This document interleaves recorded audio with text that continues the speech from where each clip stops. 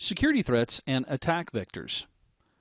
Carl Sagan once said, "We live in a society exquisitely dependent on science and technology," in which hardly anyone knows anything about science and technology. And that is such a true statement today. We have so much technology coming out that's being consumed by consumers or being pushed out to the consumers. They have no idea how they operate. They just know that, hey, it works. And yet they don't know what vulnerabilities, and in some cases as IT guys, we don't know what vulnerabilities actually are created because of these cool features.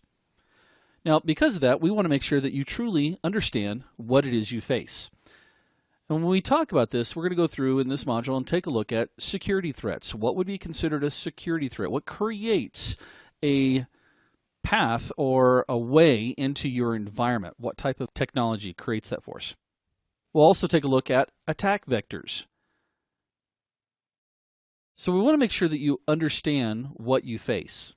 And when we talk about that, we really want to focus in on three specific areas. One being the security threats that are coming your way, different types of threats that can be created, whether they're from a human being or from a system.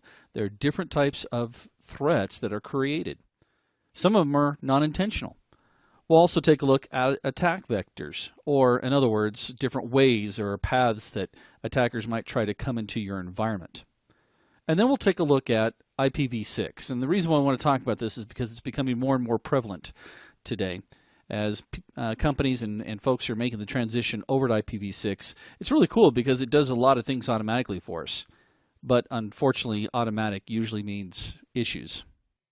So let's start with the security threats, or as I like to call it, what could possibly be a threat on my network? I know, that's what you were thinking, right? Well, we'll go through and make sure you understand that there are several different items that can create threats in your environment.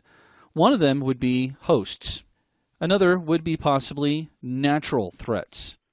We'll also take a look at physical threats that get created, as well as application threats. To me, this is one of the big issues that we have. Applications, either they're in-house applications or pre-purchased applications. And then we'll take a look at the threats that humans create for us, or as I like to call it, stupid is as stupid does. And then, of course, we'll take a look at network threats.